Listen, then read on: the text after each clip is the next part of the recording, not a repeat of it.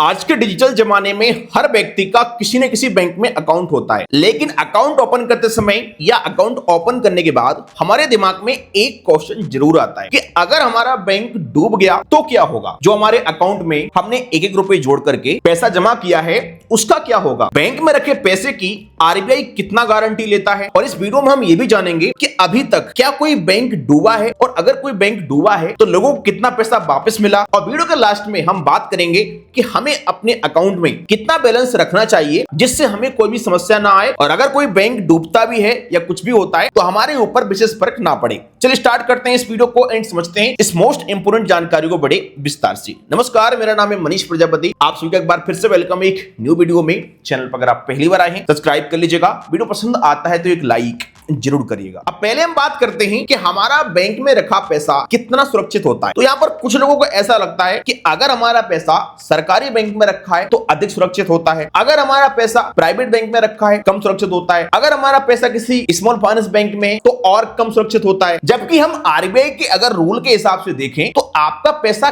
किसी भी बैंक में रखा हो, चाहे कोई सरकारी बैंक हो जैसे कि SBI, central bank, PNB, bank of Baroda, Canara, चाहे आपका पैसा किसी प्राइवेट बैंक में हो जैसे कि HDFC, ICICI, Kotak Mahindra, axis bank, या कोई स्मॉल फाइनेंस बैंक में हो जैसे कि एव स्मॉल फाइनेंस बैंक, सिलाइस small finance bank, Utkarsh small finance bank. कहने का मतलब सिंपल सा है कि आपका पैसा किसी बैंक में हो, आरबीआई के रूल के हिसाब से सभी बैंकों में आपका 5 लाख रुपए तक का अमाउंट सुरक्षित माना जाता है। और इसके लिए आपको समझना होगा डीआईसीजीसी का रूल। डीआईसीजीसी जिसे हम deposit insurance credit guarantee corporation कहते हैं, ये आरबीआई की एक सब्सिडी बॉडी है। तो जब आप किसी भी बैंक में अपना अकाउंट ओपन कराते हैं, चाहे ऑनलाइन ओपन करो या ऑफलाइन ओपन कराओ ब्रांच से, उसी समय से ऑटोमेटिक आपके अकाउंट पर डीआईसीजीसी का जो इंश्योरेंस है वो लागू हो जाता है। और इसके तहत आरबीआई ये बोलता है कि अगर कभी भी किसी भी बैंक में कुछ भी गड़बड़ होता है और वो बैंक डूबता है तो 5 लाख रुपए तक की गारंटी आरबीआई लेता है, आपको 5 लाख रुपए तक का अमाउंट वापस आरबीआई दिलाएगा। अब इसका मतलब क्या है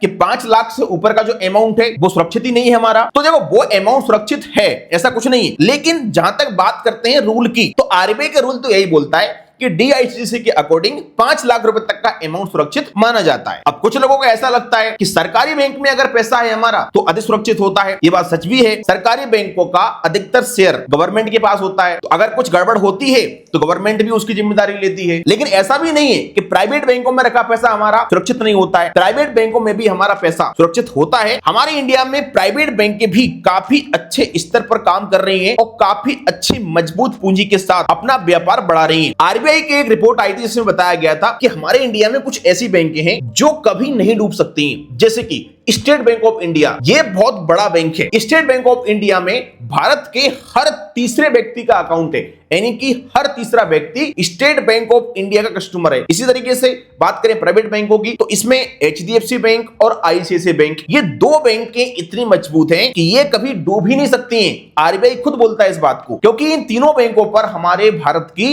इकोनॉमी टिकी हुई है। अगर ये फेल होती हैं तो हमारी इकोनॉमी हिल जाएगी। अब एक बार हम ये देख लेते हैं कि क्या अभी तक हमारे इंडिया में कोई ऐसी बैंक है जो डूबी हो। तो अगर हम बात करें सरकारी बैंकों में तो देखिए सरकारी बैंक तो अभी तक कोई भी नहीं डूबा है। जब भी सरकारी बैंक की हालत खराब होती है तो उस बैंक को किसी बड़ी बैंक में मर्ज कर देते हैं, जिससे क्या होता है कि दो बैंकें एक जगह मिल जाती हैं तो उनका विस्तार हो जाता है, ब्रांचें अधिक हो जाती हैं, और जो छोटी बैंक होती है वो भी बड़ी बैंक के साथ मिलकर के दूसरी बैंक को और बड़ा बना देती है। तो ये स्ट्रेटेजी बहुत अच्छे से वर्क करती है, इसलिए अभी तक हमारे इंडिया में कोई भी सरकारी बैंक नहीं डूबा है। हाँ, 2 से 3 बार बैंकों को विलय किया गया है सरकार की तरफ से, और ये काफी अच्छा डिसीजन भी माना जाता है। लेकिन हाँ, कुछ प्राइवेट बैंक जरूर हैं जो कि फेल हुई हैं, लेकिन बाद में उन्हें भी किसी अदर बैंक में मर्ज कर दिया गया। जैसे कि 2004 में एक बैंक फेल हुआ था, ग्लोबल ट्रस्ट बैंक, लेकिन बाद में इसे ओरिएंटल बैंक ऑफ कॉमर्स में मर्ज कर दिया गया था। इसी प्रकार से एक बैंक था लक्ष्मी विलास बैंक, जिसकी साल 2020 में बहुत हालत खराब थी, तो इसके लिए भी बाद में फिर डीबीएस बैंक में मर्ज कर दिया। और यस बैंक का भी आपने नाम सुना ही होगा। 2020 में यस बैंक भी डूबने की कगार पे आ गया था, लेकिन रिजर्व बैंक ऑफ इंडिया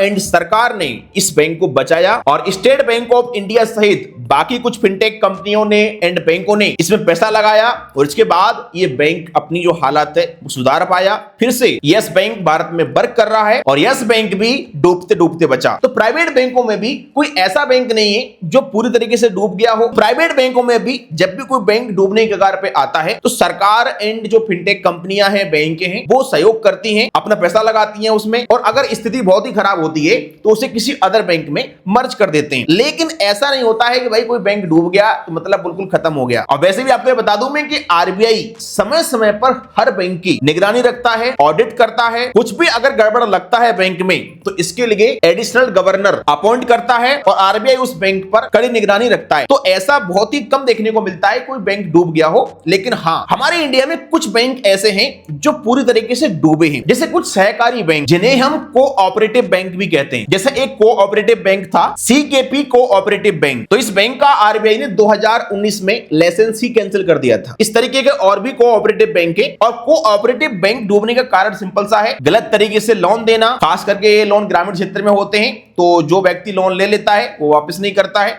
और इस चक्कर में उनकी जो हालत है वो खराब हो जाती है। और कुछ घोटाले भी होते हैं, कर्मचारी वगैरह भी मिले होते हैं इस तरीके से। तो कोऑपरेटिव वगैरह में खतरा बहुत होता है डूबने का। लेकिन अगर सरकारी बैंक की एंड ट्रेडिशनल प्राइवेट बैंक की मैं बात करूं तो इतना कुछ डर नहीं होता है डूबने का। अगर किसी बैंक की हालत खराब होती है, डूबने के कगार पे आता है, तो आरबीआई किसी अदर बैंक में उसे मर्ज कर देता है। या फिर हमारे इंडिया में आजकल बहुत सारी ऐसी फिनटेक कंपनी है जिनके पास बहुत पैसा है। कुछ फिनटेक कंपनियों के पास बैंकों से भी अधिक पैसा है, तो वो फिनटेक कंपनी जो अपना पैसा है बैंकों में निवेश करती हैं और उसकी जो हिस्सेदारी है वो खरीद लेती हैं। इस तरीके से वो बैंक बच जाता है। लेकिन फिर भी अगर आपको डर रहता है कि मैं बिल्कुल भी रिस्क नहीं लेना चाहता हूं, तो आप एक काम कर सकते हैं, आप अलग अलग मल्टीपल बैंकों में अकाउंट खोल सकते हैं और अपना पैसा डिस्ट्रीब्यूट कर सकते हैं अलग अलग बैंकों में। जैसे कि अगर आपके पास 20 लाख रुपए है और आपको डर है, तो आप 4 बैंक अकाउंट खोल लीजिएगा अलग अलग बैंकों में और 5-5 लाख रुपए रखिएगा। हमारे इंडिया में अकाउंट खोलने की कोई लिमिट नहीं है, आप कितने भी अकाउंट खोल सकते हैं। लेकिन अगर आप चाहते हैं एक ही बैंक में अकाउंट खुलवाना है और उस पर 100% हमारा जो पैसा है वो सुरक्षित रहे, तो फिर आप पोस्ट ऑफिस में अपना